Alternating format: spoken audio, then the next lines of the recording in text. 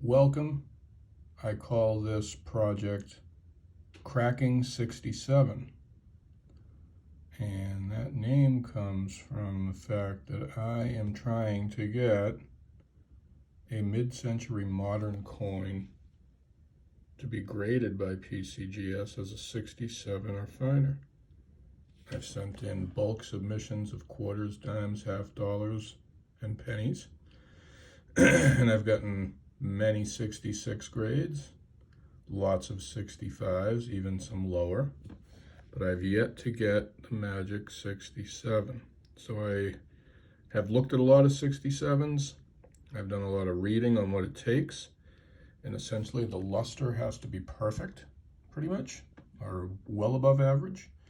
The strike has to be very strong, and there can't be more than just a few widely scattered, inconsequential contact marks, and no more than one significant contact mark that is not considered distracting. So however you define that, I've been looking through, I have hundreds, thousands of dollars in face value in uncirculated rolls, and this dime comes from a 1948D dime roll, and I'm thinking this might qualify. The only concern I have is on the reverse, which, by the way, should be a full torch. Those lines, horizontal lines at the top band and bottom band, are full all the way through. The significant contact mark is at the top of the torch, which may or may not be seen in this video, but above that top band, well, you can see there's a couple of very inconsequential minor marks right in the middle of the torch, down near the bottom, right between the B and the U of pluribus, but this is 5x magnification, and we're zooming in on it, but the real marks are right there at the top of the torch before you get to the flame. So,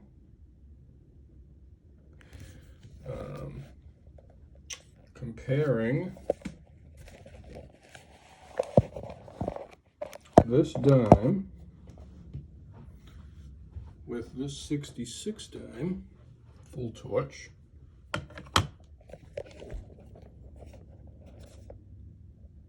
that I just got back,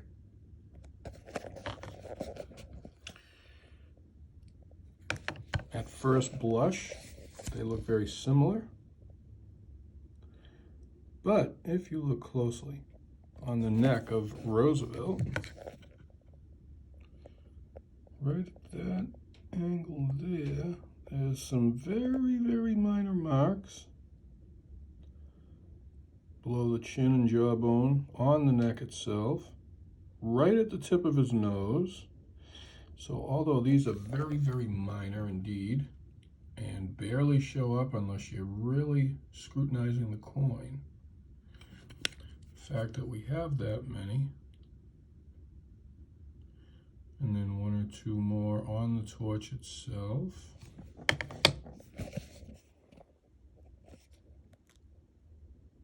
right in the center of the torch. I mean, the luster, the overall eye appeal of the coin is phenomenal. But look at all the marks right there on the neck. I would have to say that is probably what held it back. That is not a mark on the cheek. That is a piece of lint.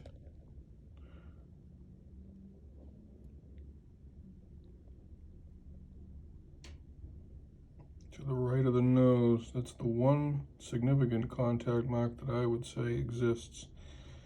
This neck is super clean. The fields are super clean.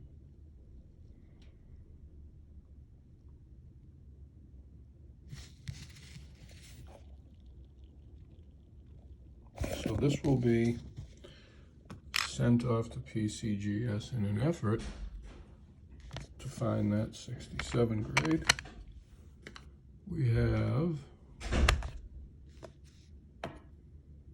let's see if I can find them. Okay, we have this quarter that came back, MS 66.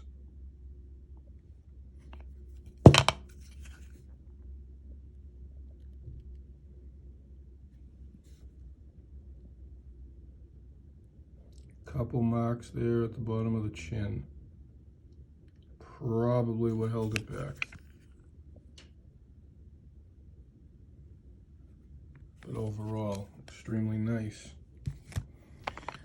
All of my FS 901 Type B reverse came back MS 65.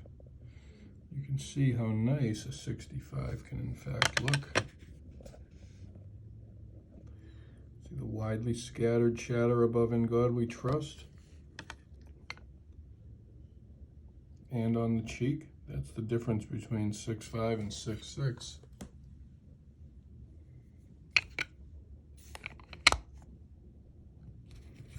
Here's another 65.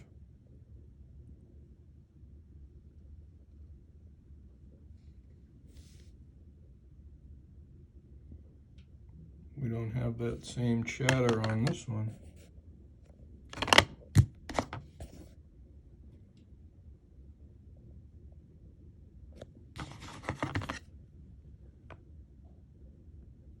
This one I thought was pretty much a lock for 66, but it wasn't to be. We have some pennies, some Lincoln cents. Let's see if we have anything else here. These are all put away. Hold on one second. I was not prepared to get into this. I'm going through these two rolls of 1948. Oh yeah, they're right here. D dimes, because they're some of my nicest rolls.